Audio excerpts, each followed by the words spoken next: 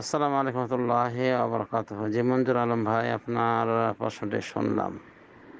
তো যে ভাই কানাডায় থাকে আর সেখানে ফেতরা দেওয়ার যদি লোক পান, ফেতরা দিয়ে দেবে, সরাসরি খাদ্য থেকে ফেতরা দেবেন, ঝামেলা শেষ। কানাডার ফকির যদি পাওয়া যায়, কানাডাতে ফকির পাওয়া যায়, মিসকিন পাওয়া যায়, কত ফকির মিসকিন সমস্যা নাই, এক ফেতরা দিয়ে দেবে, যার পরিমাণ প্রায় 3 কেজি বা 3 কেজি, কোনো কোনো চালের ক্ষেত্রে 3 কেজিরও বেশি হয়ে যায়। তো যাই হোক, 3 কেজি উনি দিয়ে দিলে যথেষ্ট। যদি ফকির মিসকিন না পান, তাহলে বিকল্প ব্যবস্থা করবেন, আর সেটা হলো দেশে এটা দিয়ে দেওয়ার ব্যবস্থা করে দেবেন। এখন ওখানে যে ডলার ধার্য করা হয়েছে ফেতরা হিসেবে, ওই ডলার কনভার্ট করলে বাংলাদেশে 10 কেজি মতো চাল নাকি পাওয়া যাবে বললেন। তো এখন কি ফেতরা হিসেবে 10 কেজি দেবে না কি করবে? ওই পরিমাণ ডলার দিয়ে পাঠাবে না কি করবে? হ্যাঁ, আমরা বলতে পারি উনি ইচ্ছা করলে ওখানে যে 100 কিনতে, 3 কেজি কিনতে যে ডলার লাগে, ওটা দিয়ে পাঠাতে পারেন। তবে সাদাকাতুল ফেতর তো আর 10 কেজি না, সাদাকাতুল ফেতর হলো 3 কেজি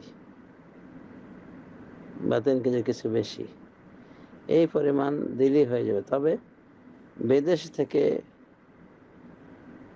কোয়ালিটিটা মেনটেন করা উচিত। মানে বিদেশে যে চালটা খায়, যে কোয়ালিটির চাল খায়, সেই কোয়ালিটির চাল দেশ থেকে 3 কেজি দিয়ে দিলে হয়ে যাবে ইনশাআল্লাহ। এরপরও কেউ যদি অধিক পরহেজগার হিসেবে দিতে চায়, দিয়ে দেখ, 3 কেজি ভালো কোয়ালিটির চাল কিনে দিয়ে দেখ, সেটা হবে তার সাদাকাতুল ফিতর হিসেবে, আর বাকি যেটা থাকবে সেটা আম সাদকা হিসেবে হতে পারে, দেওয়া যেতে পারে। কিন্তু সাদাকাতুল ফিতর ওই 3 কেজির ভিতরে সীমাবদ্ধ থাকবে, ঠিক আছে? সেই হিসেবে যদি তারা আপনার মাদ্রাসায় দেয়, আপনার মাদ্রাসায় বা আপনার প্রতিষ্ঠানে বা যে কোনো প্রতিষ্ঠানে পরিচালককে দিয়ে দেন যে আমি ডলারটা দিলাম সাদাকাতুল ফিতর হিসেবে, আপনি ফিতরা আদায় করে দিন। তখন ওই মাদ্রাসা প্রতিষ্ঠানের দায়িত্বশীলের এতটুকু দায়িত্ব খালাস হয়ে যাবে যে 3 কেজি ফিতরা তাদের পক্ষ থেকে দিয়ে দিবে, তাদের প্রত্যেকের পক্ষ থেকে। এতটুকু যথেষ্ট হয়ে যাবে ইনশাআল্লাহ, যদি আমভাবে শুধু ফিতরা আদায় করা দায়িত্ব দেওয়া হয়ে থাকে, আর বাকি তারা মিসকিনদের জন্য, মাছ আর ছাত্র যেহেতু গরিব মিশন থাকে, বরাদ্দ করতে পারে, অসুবিধা নেই ইনশাআল্লাহ। তবে এটা তাকে বলে নেওয়া উচিত যে ফেতরা দিয়ে দিবে, তাকে বলে নিলে হয়ে যাবে যে 3 কেজি হয়ে যাবে। তো আপনি যখন দিচ্ছেন, তো আমরা 3 কেজি ফেতরা আপনার কোয়ালিটি মেনটেন করে, আপনার খাদ্যের কোয়ালিটি মেনটেন করে আমরা দিয়ে দেবো, বাকিগুলো আমাদের মাছ আর ছাত্রদের জন্য থাকবে, মাছ আর এতিমদের জন্য থাকবে, বা পুরো ফেতরাটাই এতিমখানা মিসকিন তালাবাতুল ইলম, মিসকিন ছাত্রদের মধ্যে দেয়া যেতে পারে, সমস্যা হবে না ইনশাআল্লাহ। যা হোক, প্রশ্ন ছিল এক, উত্তর আরও বাড়তি কিছু বলে দিলাম, বিষয়টি ভেঙে বললাম আর কি, এই আর কি। এক কথায় সারা পৃথিবী থেকে ফেতরা হবে 3 কেজি, তার একটু কিছু কম বা বেশি, 3 কেজি দিলে হয়ে যাবে ইনশাআল্লাহ। বিদেশে থাকার কারণে 10 কেজি দিতে হবে না। তবে খাদ্যের কোয়ালিটি মেনটেন করা, এটাই হলো কর্তব্য, দায়িত্ব। এমন না যে সে উন্নত মানের চাল খাবে বিদেশে থেকে, বিদেশের বেশিরভাগই উন্নত মানের চাল খায়, যেটা চিকন এবং লম্বা হয়ে থাকে।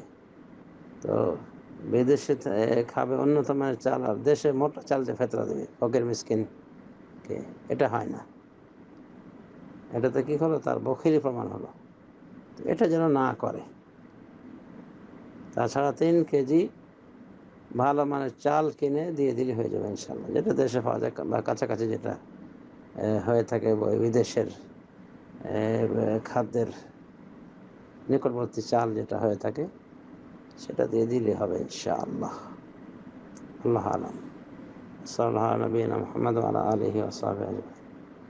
মানে কোয়ালিটি মেনটেন করা উচিত, তবে ওই মূল্য অনুযায়ী 10 কেজি দিতে হয় ফেতরা, এমন কথা সঠিক নয়। যদি কেউ দেয় সাদাকাতুল ফিতরে 3 কেজি সাদাকাতুল ফিতর বলে গণ্য হবে, আর বাকিটুকু সাধারণ দান বলে গণ্য হবে। আল্লাহ আলাম। আসসালামু আলাইকুম রহমতুল্লাহি ওয়া বারাকাতুহু। মুহতারাম মাহফুজুর রহমান ভাই, বারাকাল্লাহু ফিক।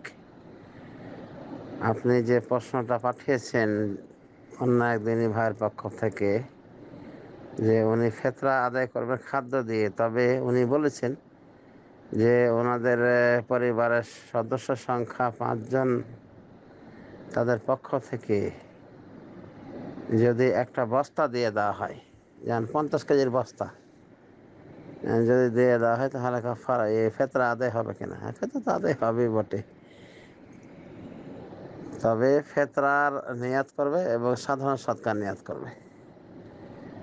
ফিতরা তো আদায় হয়ে যাবে, 15 জন হলেই আদায় হয়ে যাবে, 5 থেকে 15, যেহেতু 5 জনের কথা বলা হয়েছে। আর বাকিগুলো আম সাদকা বলে গণ্য হবে ইনশাআল্লাহ। তো এইভাবে নিয়াত করে নিতে বলবেন।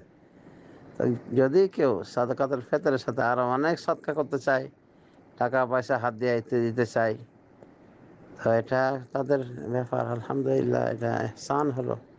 দান সদকা খায়রাতের ক্ষেত্রে পরিমাণে বেশি বাড়িয়ে দিলে কোনো সমস্যা হয় না, তবে এতটুকু নিয়ত রাখতে বলবেন যে সাদাকাতুল ফিতর হিসাবে হ্যাঁ এটা দেওয়া হচ্ছে, এবং বাকিগুলো আম সদকা হিসেবে। সমস্যা হবে না ইনশাআল্লাহ। এক কথায় কোনো সমস্যা নাই, তাদেরকে বলে দেবেন। আল্লাহ আলাম। ওয়া সাল্লাল্লাহু আলা নবিয়িনা মুহাম্মদ ওয়া আলা আলিহি ওয়া সাহবিহি আজমাইন। ওয়ালাইকুম আসসালাম রহমতুল্লাহি ওয়া বারাকাতুহু। আলহামদুলিল্লাহ, ভালো আছি। কি খবর? মতো ভালো আছেন তো? আশা করি ভালো আছেন। আল্লাহ ভালো রাখুন, খায়ের দান করেন, এই দেখো মুবারক। আর ফিতরার টাকা বিধর্মীকে দেওয়া যাবে কি যাবে না, এই প্রশ্নের উত্তর হলো যে না, দেওয়া যাবে না। ফিতরার টাকাও একটা জাকাত, আর জাকাতের কোনো অংশ বিধর্মীকে দেওয়া যাবে না।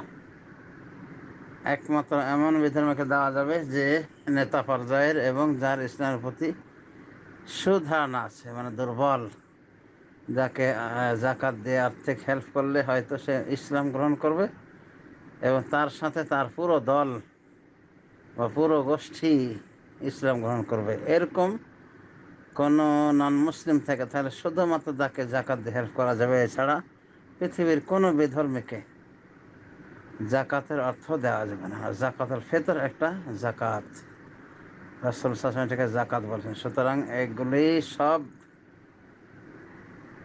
মুসলমানদের ভিতরে সীমাবদ্ধ থাকবে।